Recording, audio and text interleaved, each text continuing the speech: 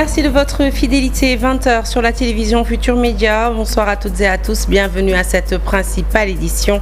Les titres, c'est tout de suite. Des précisions autour de la mort de Diary Sow, cette petite fille retrouvée morte le 1er janvier 2025 à Malika. Dans ce journal, les dessous de l'arrestation du meurtrier à travers l'interview exclusive du chef de service du commissariat de Malika. La mort de Diary Sow relance avec acuité le débat autour de la loi criminalisant le viol. Une loi qui ne semble plus assez pertinente pour réprimer les pulsions des violeurs. Faudrait-il plutôt aller vers la castration ou la peine de mort? Des spécialistes se prononcent dans cette édition. Manifestation à Séville en Espagne après qu'un Sénégalais s'est donné la mort en se jetant dans un fleuve. Mamour Bahoum voulait ainsi échapper à un contrôle de police. Les Sénégalais d'Espagne sollicitent plus d'assistance de la part du gouvernement. Et puis, taxation du tabac, une hausse de 25% sur le paquet de cigarettes.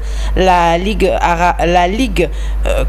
sénégalaise de lutte contre le tabac salue la mesure, mais réclame l'application de la loi anti-tabac, une loi promulguée depuis 2014. Voilà pour les titres. Le développement, c'est tout de suite.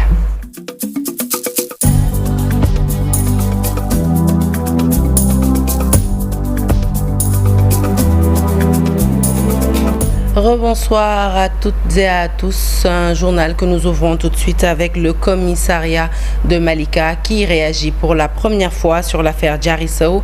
Diary Sow, cette petite fille de 12 ans retrouvée morte, violée puis tuée dans une maison le 1er janvier 2025. Le commissaire Adja Kumba Ndiaye livre les clés de l'arrestation du meurtrier tout en assurant aux populations de Malika que ces hommes feront tout pour que la sécurité demeure dans cette localité. Je vous propose de l'écouter. Ce 1er janvier 2025, toute la commune de Malika s'est réveillée dans une profonde tristesse. Le commissariat a été informé de la découverte du corps sans vie d'une petite fille au quartier Diamaguène de Malika. Aussitôt, nous y avons effectué un transport aux fins de constatation. Sur place, nous avons trouvé la fille décédée dans les toilettes d'un appartement. La vie en question a été identifiée sur place par ses parents qui ont ajouté l'avoir cherchée la veille, mais en vain. Et après avoir ouvert l'enquête, nous avons constaté que l'occupant de l'appartement était devenu injoignable et introuvable, ce qui a fait de lui notre principal suspect dans cette affaire-là. Nous avons donc commencé à le rechercher activement et grâce aux moyens efficaces dont dispose la police et à l'engagement sans faille des éléments de ce service, nous avons pu l'interpeller le même jour. Et après l'avoir interrogé sur les faits, il a reconnu sans embâche avoir ôté la vie de cette petite fille sous l'emprise de la drogue. Donc là, nous attendons toujours les résultats de l'autopsie pour avoir plus d'informations sur les circonstances du décès. Mais par ma voix, la police présente ses sincères condoléances à la famille éplorée. Et après l'assassinat de Diary Sow, SOS consommateur à travers Maître Massor Nakan plaide le retour de la peine de mort. De son côté, le spécialiste en protection de l'enfance, Bassirou Kébé, parle de castration. Et selon ces deux spécialistes, eh bien, la loi sur le viol doit être révisée puisque son effet dissuasif n'a pas produit d'effet. Ils se sont également interrogés sur les responsabilités de l'État, des parents et de la communauté sur les cas de viol et de meurtre. Alassane Ba et Diafaraba pour plus de détails. Ils n'ont pas caché leur indignation après l'acte commis sur la jeune Diary Sow. C'est inadmissible, c'est inhumain. C'est un mauvais cadeau de Nouvel An qu'un drogué nous a offert, malheureusement. Je ne dis pas à la famille, mais à la société sénégalaise dans son ensemble. Il faut déplorer tout ce qu'il y a. Et vraiment, je m'incline devant la mémoire de ces victimes. Et j'encourage les parents à être plus résilients, croire en Dieu parce que c'est dramatique. Alors, je pense que c'est la nature de la sanction qui ne correspond pas à ce qu'il faut. Ce drame soulève une fois de plus la question de la pertinence de la loi criminalisant le viol, adoptée le 30 décembre 2019 et promulguée le 10 janvier 2020, mais également de toutes les dispositions qui existent visant à protéger les enfants. On met énormément d'argent dans le droit à l'éducation, on met énormément d'argent dans la santé, mais on ne met pas d'argent dans la protection des enfants. L'autre élément comme facteur, c'est que quand nous votons nos lois, est-ce que nous tenons compte de cette dimension anthropologique? Quelles sont les valeurs sociétales sur lesquelles positives on pouvait se fonder pour élaborer des lois, combattre certaines normes également? Pour une ou des solutions à ce problème, Maître Massokhna Kane plaide pour le retour de la peine de mort. Bassirou Kébé, lui, va plus loin. Vous les journalistes, il est temps qu'on pose ce débat. Il y a trop de crimes gratuits, que ce soit des crimes crapuleux, des gens qu'on a tués, des pères de famille et autres. Le gars, il se retrouve en prison. Bon, il va purger tranquillement sa peine, 10 ans, 15 ans ou plus. Tôt ou tard, il va sortir. Il y a des gens même qui avaient été graciés. Ils sont sortis. 3 jours après, ils ont tué à nouveau. Donc là, il faut poser le débat. La peine de mort, c'est pas pour être exécuté automatiquement. Cette sacralité de la vie humaine, de l'être humain, elle est plus pour l'enfant. Mais quand on viole aujourd'hui une mineure comme Diary, on la tue, mais elle n'est plus là. Le bourreau est là. On va le condamner à perpétuité, 20 ans, etc. Mais il est toujours là. Mais il faut réviser cette loi pour moi et aller dans le sens de la castration. Ah oui, c'est-à-dire que c'est des circonstances aggravantes qu'il faut créer. C'est pourquoi je parlais de la révision de cette loi. L'autre problématique qui, selon eux, mérite d'être posée, la responsabilité des parents et de la communauté. La criminalisation du viol qui n'a donc pas eu l'effet dissuasif escompté selon la journaliste Fatoussi.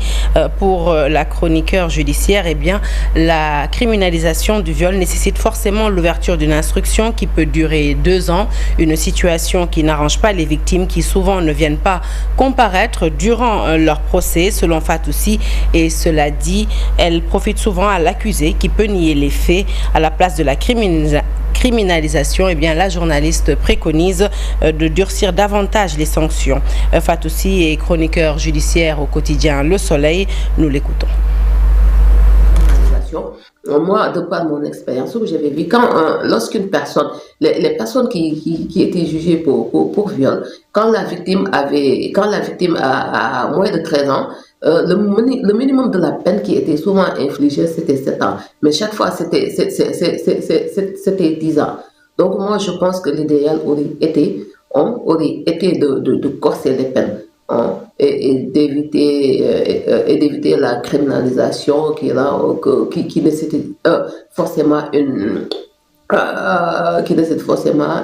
instruction et avec les lenteurs judiciaires, avec la longueur de la procédure. Donc souvent il n'y a pas de victimes qui comparaissent. L'instruction, ça dure au minimum 2 ans. Donc on sait que le viol c'est un sujet tabou, c'est un sujet tabou, mais avec une victime, par exemple une fille qui a été violée à l'âge de 14 ans, 12 ans, 16 ans, même majeure. Donc, entre-temps, elle s'est mariée. Peut-être même elle avait eu cette information à son mari, à sa belle famille. Pensez-vous que cette fille-là, cette dame-là, même qui a pensé refaire sa vie, bien vrai que le viol, c'est une cicatrice, c'est une plaie qui se referme jamais. Pensez-vous que cette dame-là, elle va accepter de venir comparaître devant un tribunal où il y a tous les Sénégalais, il y a les médias qui vont relayer avec l'effet revue de presse et cette nouvelle tendance, les réseaux sociaux où tout le monde est reporter, donc ils ont tendance à tout reprendre. Et l'ONG Jamra s'offusque également du meurtre de la petite Diary Sow à Malika. Le vice-président de l'ONG, Mamar Gueye, met en garde le chef de l'État, Bassirou Diomaye Faye, contre toute tentative de dépénaliser l'usage de la drogue au Sénégal. Il était l'invité d'Info Matin. Je vous propose de l'écouter au micro de Chérif Dia. Ça nous ramène à notre éternel plaidoyer consistant à rejeter catégoriquement toute tentative de dépénalisation de l'usage, particulièrement de la drogue la plus répandue chez nous, c'est, je veux dire, du yamba.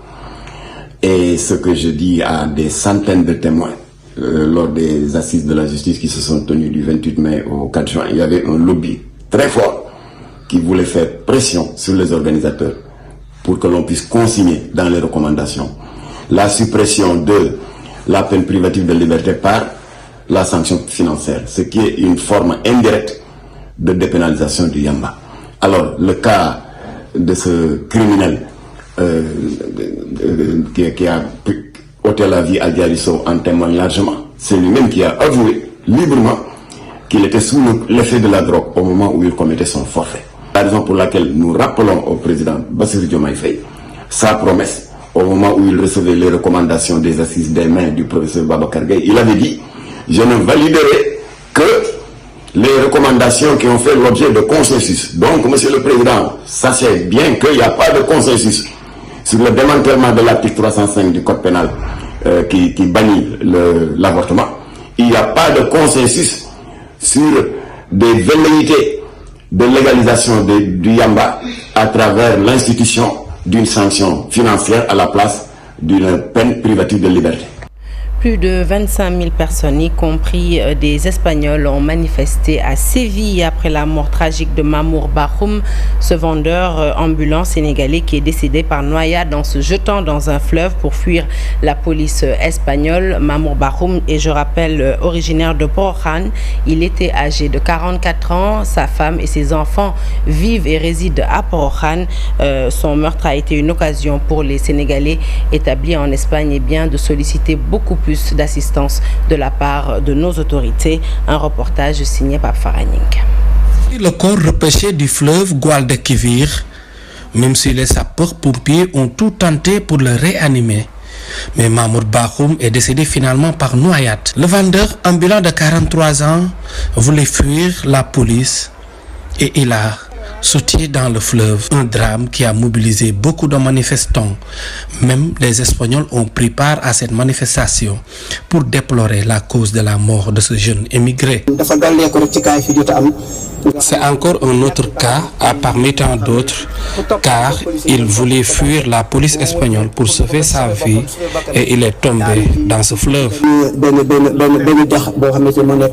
Ce drame qui a mobilisé près de 25 000 manifestants selon la police est une occasion pour les Sénégalais d'Espagne d'attirer l'attention des autorités par rapport à leur situation de plus en plus difficile en extérieur. Nous sollicitons vraiment de l'aide auprès des autorités. Toutes ces dérives sont causées par une non-assistance des autorités. C'est seulement les immigrés sénégalais qui subissent ce genre de choses. Si c'était une autre communauté, ça va être chaud. Ce décès de Mamour Bahoum, âgé de 43 ans, originaire de Porokhane, où se trouve sa femme et ses enfants, porte à 23 le nombre de Sénégalais assassinés ou retrouvés morts à l'étranger dans des circonstances suspectes selon les statistiques. ¿Este es lo que quiere Sevilla? No. Es unos cuantos individuos. Lo sabemos. À Ziguinchor, les étudiants de l'université Hassan Sek ont enfin levé leur mot d'ordre de grève illimitée. La reprise des cours est prévue le 6 janvier 2025. Ils reviennent, ces étudiants, sur les véritables raisons de cette reprise, estimant que les médiateurs, les principaux médiateurs qui sont intervenus ont joué un rôle déterminant. Ils ajoutent que les sessions uniques, ils ont bon espoir que les sessions uniques seront supprimées en plus de la levée de la suspension des amicales des étudiants.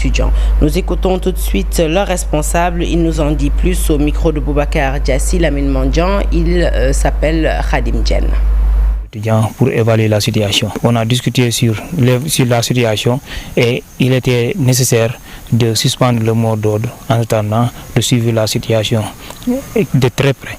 Et ce qui s'est passé est quand même était regrettable de la part des étudiants, mais également de la part des autorités.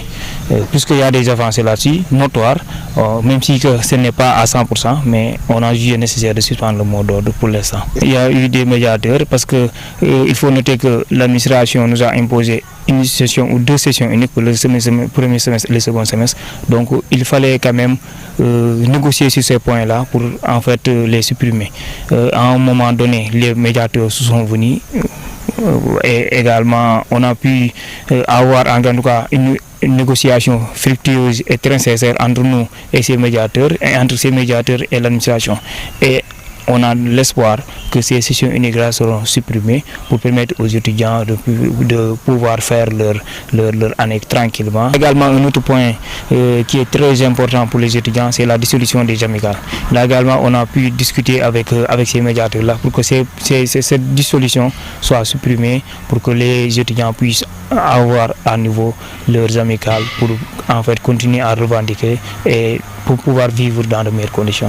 C'est probable que ces deux mesures-là, que ce soit la suppression des amicales, dissolution des amicales et également l'imposition des sessions uniques soient supprimées. Donc on est dans la phase de négociation et on espère que quand même ces deux mesures seront adoptées pour les étudiants. À Ziguinchor, nous sommes, à Ziguinchor, nous restons pour parler des acteurs nationaux de l'hydraulique et des forages ruraux qui sont montés au créneau lors d'une rencontre organisée à Bignona pour interpeller l'État et l'Assemblée nationale. Ils exigent l'abrogation de la loi portant réforme du secteur de l'hydraulique rurale et pour cause, cette loi qui institue les délégations de services publics créerait plus de problèmes qu'elle n'en résout. Je vous propose d'écouter tout de suite leur porte-parole. Il s'agit d'Ousseinou Ndoye et il s'exprime toujours au micro de Boubacar Diassi et Lamine Mandian. Nous ne font que ruiner les populations rurales et les mettre dans des conditions de vie difficiles. Avoir de l'eau, c'est un droit. L'eau est notre patrimoine. Si on décide dans un État souverainiste de mettre l'eau à la disposition de privés, c'est vraiment tuer le monde rural. Nos recommandations, c'est que l'hydraulique rurale reste au niveau des populations dans les zones rurales. Les populations s'y retrouvent et ils sont d'accord avec la gestion des Azifor. Les DSP, quand ils sont venus dans toutes les zones où ils sont passés, ils ont fait des ravages. À plusieurs reprises, on a interpellé l'État. D'abord, le gouvernement sortant, ce que nous demandons au président Diomaye, il sait ce qui se passe dans le milieu rural avec l'hydraulique rurale. Ce que nous lui demandons, c'est de mettre un terme à ces DSP et de venir en aide aux populations. La loi sur les DSP, ça a été voté à l'Assemblée nationale. Nous demandons à cette nouvelle législature de mettre un terme à cette loi-là parce qu'ils ne peuvent pas être les représentants des populations et laisser passer ce qui va en déphasage avec les besoins des populations. Un projet de loi portant code de la publicité sera soumis prochainement à l'Assemblée nationale. Annonce du ministre de la Communication, des Télécommunications et de l'Économie numérique. Objectif, réglementer le secteur de la publicité qui, selon Aliou Sall, est dans une anarchie totale. Il précise qu'il faut apporter des innovations majeures en impliquant le secteur numérique dans l'optique de récupérer la manne financière à travers tous ces nombreux contenus absorbés par les Sénégalais. Je vous propose d'écouter Aliou Sall, ministre de la Communication. Il nous en dit plus au micro de Fatima Touré. Étudier l'avant-projet portant code de la publicité. Comme nous le savons tous, nous avons trouvé, dès que nous sommes arrivés à la tête de ce ministère, en tout cas une loi qui est caduque, qui date de 1964, qui a été révisée en 1983, mais qui n'a pas connu de décret d'application. C'est pour ça que nous jugeons nécessaire en tout cas de dépoussiérer cette loi, de le mettre en tout cas à jour et essayer de faire en sorte que l'Assemblée puisse voter cette loi le plus rapidement possible. Déjà, nous avons constaté une anarchie généralisée dans ce milieu qui quand même aujourd'hui a besoin d'être restructuré à l'image de ce qui a été fait dans le secteur de la presse pour essayer déjà de savoir qui est qui, de formaliser, de restructurer pour que les acteurs de ce métier-là déjà puissent être identifiés. Ça permettra dans un second temps de mettre un cadre réglementaire pour permettre que le secteur puisse être développé, en tout cas, et de jouir pleinement des bénéfices qui constatés aujourd'hui dans ce secteur, parce que à l'image de ce qui se fait dans le monde, nous savons que cette loi qui n'a pas pris en compte le développement des technologies de l'information et de la communication, du numérique de manière générale, et qui aujourd'hui représente plus de 2/3 des ressources de la publicité à travers les GAFAM, etc. C'est pour ça que nous jugeons nécessaire, en tout cas dans un délai très court, de pouvoir faire voter cette loi pour que ça puisse prendre en compte tous ces aspects-là que je viens de citer et qui permettra au secteur de se développer. Et puis si vous êtes fumeur, vous avez certainement remarqué que la cigarette a augmenté de 75 francs, de 50 francs plutôt. Le bâton de cigarette est passé à 75 francs, une hausse qui fait couler beaucoup d'encre chez les fumeurs mais aussi les non-fumeurs. Les avis sont partagés et pour la majorité des Sénégalais, eh bien, ce prix doit être revu au double pour permettre aux fumeurs d'arrêter définitivement la consommation de cigarettes. Selon l'OMS, l'Organisation mondiale de la santé, eh bien, au XXIe siècle, le tabac tuera plus d'1 milliard d'individus. Le reportage est signé à Bepfaye. Aussitôt informé de la hausse du prix du tabac, Badj range son allumette, éteint sa cigarette et décide de... La hausse m'arrange en ce sens qu'elle m'oblige à arrêter de fumer. Cigarette à la main, Idrissa Thiam ne sent pas la hausse. Sur la question d'arrêter de fumer, il est indécis. De 50 francs, elle coûte maintenant 75 francs. Sidina Oumar Diallo est un non-fumeur, artiste plasticien. Trouvé dans son atelier, il accueille avec joie la nouvelle. Tout comme Damien, un ancien employé d'une usine de fabrication de cigarettes, pense qu'il faut encore augmenter le prix de vente. Selon eux, cela pourrait décourager les fumeurs. Moi, je suis pour la hausse. Si on pouvait augmenter jusqu'à 1000 francs, ce serait bien. Certains seront contraints d'arrêter.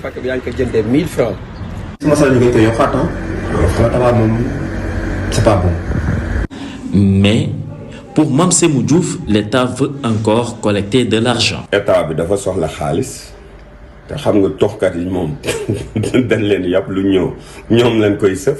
L'État a besoin d'argent. Pour moi, c'est la raison qui explique cette hausse de 25 francs notée sur le prix de la cigarette qui coûtait 50 francs.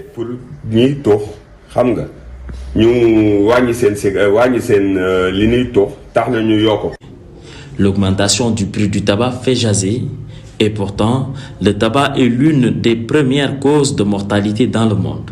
À l'échelle mondiale, le tabac tue environ 5 millions de personnes chaque année. Au XXIe siècle, il tuera plus d'1 milliard d'individus, selon l'Organisation mondiale de la santé. Habib Faye, merci. Nous restons dans le domaine de la santé pour parler des populations de Bakel qui sont parfois obligées de se rendre dans les pays limitrophes au Sénégal pour se soigner, pour bénéficier de certains services de santé. Une révélation faite par le président du conseil départemental. Selon Mapatessi, eh bien, Bakel ne dispose toujours pas d'hôpital et les populations peinent à trouver des soins de qualité. Il interpelle le gouvernement pour la construction d'un hôpital et le relèvement du plateau technique des 2 districts sanitaires du département. Le reportage est de Mamadou Diouf. Pour bénéficier de certains services de santé, les populations de Bakel sont parfois obligées d'aller jusqu'aux pays voisins pour se soigner. Une révélation faite par le président du conseil départemental. Selon Mapatessi, Bakel ne dispose toujours pas d'hôpital et les populations peinent à trouver un soin de qualité. La santé dans le département de Bakel est malade, il faut le dire. La construction d'un hôpital a toujours été la réclamation des populations du département de Bakel. Nous sommes un département de 6000 km², frontalier au Mali et à la Mauritanie. Mais nos populations souvent partent se soigner au Mali. C'est pratiquement une insulte à l'endroit des populations du département de Bakel. Vous voyez le département de Bakel, même en cas de fracture au doigt, le malade est obligé d'être évacué à Matam. Et la santé, elle est primordiale. Sans la santé, on ne peut rien faire. Pour permettre une bonne prise en charge médicale aux populations de Bakel, le président du conseil départemental sollicite à l'État la construction d'un hôpital et le relèvement du plateau technique des 2 districts sanitaires du département. Nous lançons solennellement un cri de cœur à son Excellence Bassirou Diomaye Faye, à son Premier ministre Ousmane Sonko, que le département de Bakel est en train de souffrir. Nous voulons un hôpital. À l'unisson, les populations du Poundou et du Kedjaga réclament un hôpital. Mais à défaut d'avoir un hôpital dans le département de Bakel, il faudrait renforcer le personnel. En dépit des problèmes liés au plateau technique et au manque de personnel qualifié, le banque de sang du district sanitaire de Bakel est presque vide. C'est pourquoi le médecin-chef demande aux populations de donner un peu de leur sang pour sauver des vies.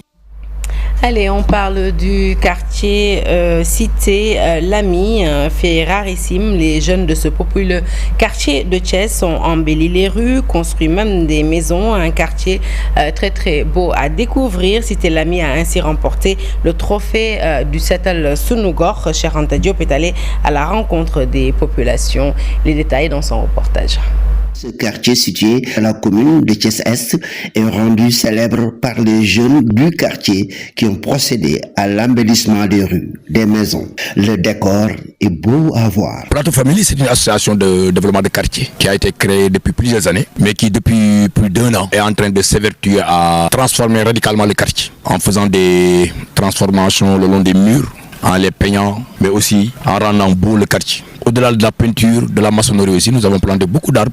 Nous avons aussi construit des bancs publics. Nous avons fait des séances d'assainissement humain, de nettoyage pour rendre le quartier beau. Ça a été une activité communautaire, citoyenne. En adoptant cette démarche inédite et originale, les jeunes, les femmes, les personnes du 3e âge prouvent leur attachement au quartier. Nous sommes aujourd'hui très heureux. Le trophée du challenge qui avait été mis par le ministre de l'Urbanisme, M. Balla Moussa Fofana, a été remporté donc par la Cité Lamy, par son engagement dans l'amélioration du cadre de vie. Derrière moi, l'ensemble des jeunes des écoquartiers de la Cité Lamy qui se sont engagés donc pour la réussite de ce challenge. Ces jeunes de la Cité Lamy de Thiès exhortent les jeunes Sénégalais qui sont dans les quartiers à faire de même. Afin que cela puisse faire tache d'huile au niveau de toutes les villes, au niveau de l'ensemble des régions du Sénégal. Le trophée Challenge Setal Sunugor remporté par la Cité Lamy restera à jamais gravé dans les mémoires des enfants de ce populaire quartier de Thiès-Est, mais aussi de tout le pays et même au-delà. Setal Sunugor, un challenge qui, je rappelle, a été lancé par le chef de l'État. Et bien, au cours de la cérémonie, le ministre de l'Urbanisme et des collectivités territoriales, Balla Moussa Fofana, a vivement félicité les populations de la Cité Lamy, tout en exhortant les jeunes des autres communes du pays à impulser une dynamique communautaire pour la propreté de leur quartier. Je vous propose de l'écouter toujours au micro de Cheikh Anta Diop et Saïlatia. Cette cérémonie symbolique de remise de prix aux lauréats du challenge Setal Sunugor, lancée dans le cadre de la 7e édition de la Journée nationale de mobilisation citoyenne Setal Sunugor. Instituée par son Excellence, M. Bassirou Diomaye Diakhar Faye, président de la République du Sénégal, cette journée vise, entre autres, à promouvoir un Sénégal propre, à travers une mobilisation de toutes les forces vives de la nation en faveur de la prise en charge du cadre de vie. Dans ce sillage, le ministère de l'Urbanisme, des collectivités territoriales et de l'aménagement du territoire, à travers la direction du cadre de vie, a lancé une compétition Setal Sunugor pour distinguer les quartiers les plus propres et les meilleures initiatives en collaboration avec le patronat que je tiens particulièrement à féliciter. L'esprit de ce challenge, loin de donner des privilèges à une localité ou de faire une discrimination, est d'impulser une dynamique communautaire pour la propreté de nos espaces publics, pour une forte implication des acteurs locaux. Ainsi, Allez, destination Ngoé Bayar, c'est dans le département de Bambey et c'est pour parler religion. Les catholiques de la localité ont terminé l'année pastorale 2024 par une célébration de la Sainte Famille, la sainte patronne de l'église locale. Le point, c'est avec Daniel Diouf. Ngoé Bayar, en plein cœur du Baol, dans la région de Diourbel, à quelques 75 km de l'évêché de Thiès. Ici est érigée la paroisse Sainte Famille de Nazareth depuis 1987 par son Excellence Feu Monseigneur Jacques Sarr, évêque de Thiès, en sa première année d'épiscopat. À l'époque, elle comptait 1921 baptisés sur une population communale de 24 899 habitants. 3 grands secteurs composent la famille paroissiale, dont le secteur charité, le secteur espérance et le secteur foi. Chaque secteur constitué de 3 communautés ecclésiales de base, l'équipe pastorale aujourd'hui dirigée par son curé, Abbé Martial Gorombaï sur ces images.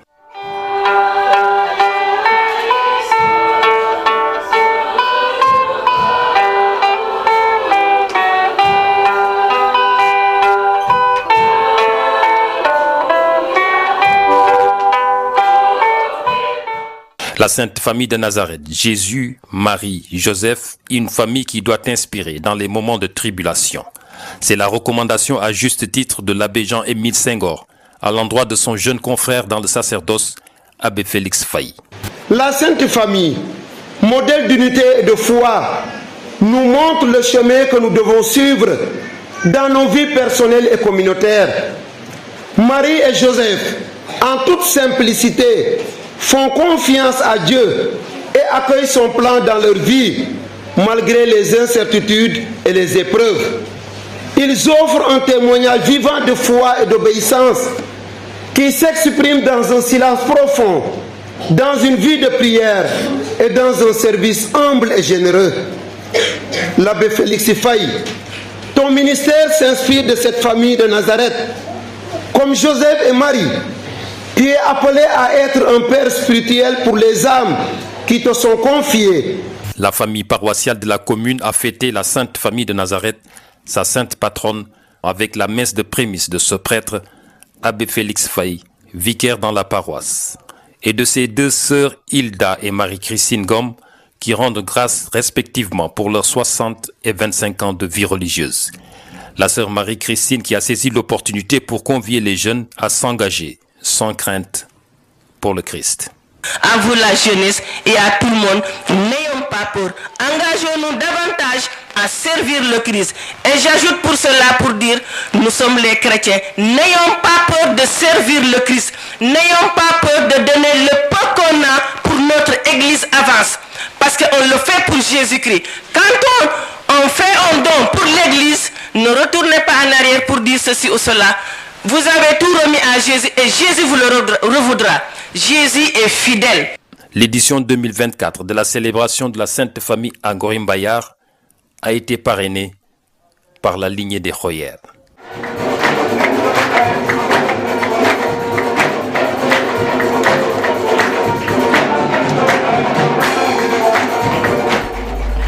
Les sports à présent avec le championnat national de triathlon qui a été clôturé dans la capitale du Niambour. Une soixantaine de jeunes ont participé à la compétition organisée sur le boulevard Abdou Diouf.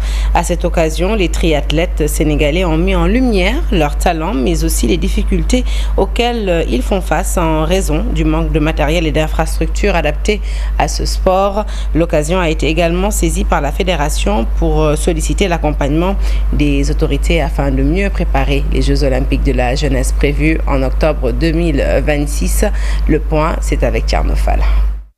Le championnat national de triathlon s'est achevé dans la capitale du Niambour. Une compétition de triathlon a été organisée sur le boulevard Abdou Diouf de Louga. En catégorie senior, Mamadou Ndoye Diop du club Renaissance de Yoff a remporté la médaille d'or. Le capitaine de l'équipe nationale revient sur le manque de moyens qui constitue une entrave majeure à leur progression. On ne peut pas parler sport sans parler de matériel, surtout le triathlon. Il demande beaucoup de moyens. On a souvent des difficultés d'avoir des très bons vélos pour faire les compétitions. Donc si l'État peut nous aider à avoir des vélos de haute gamme pour pouvoir rivaliser avec nos adversaires, ce serait beaucoup mieux. Le président de la Fédération sénégalaise de triathlon a profité de cette occasion pour revenir sur les obstacles auxquels cette discipline fait face en raison du manque d'infrastructures adaptées. La seule piscine par laquelle les gens s'entraînaient, c'est la piscine olympique aujourd'hui à cause des travaux. La piscine est devenue indisponible. Tout a été détruit, ce qui fait qu'ils ont des problèmes. Nous optons sur Pointe-Salène. C'est un peu loin de Dakar, mais il faut faire avec. Boubacar Gaye lance un appel vibrant aux autorités pour un accompagnement afin de permettre aux athlètes de préparer dans les meilleures conditions les Jeux Olympiques de la jeunesse prévus en 2026. Nous avons en ligne de mire notre participation en tant que fédération à ces Jeux Olympiques pour avoir une participation honorable. Alors, cela veut dire que la fédération est diminuée de moyens. Il faut que nous ayons l'accompagnement nécessaires. Cette compétition de duathlon avait réuni dans la capitale du Ndiambour une soixantaine de triathlètes sénégalais. Elle a été organisée par la Fédération sénégalaise de triathlon en partenariat avec le FESFOP de Louga. Fin de ce journal, merci de l'avoir suivi. Restez avec nous, nous parlons de cette nouvelle mesure visant à taxer le tabac, le paquet de cigarettes, vous le savez, qui a connu une hausse depuis le 1er janvier 2025. Le président de la Ligue sénégalaise de lutte contre le tabac est justement notre invité dans Soir d'Info. À tout de suite.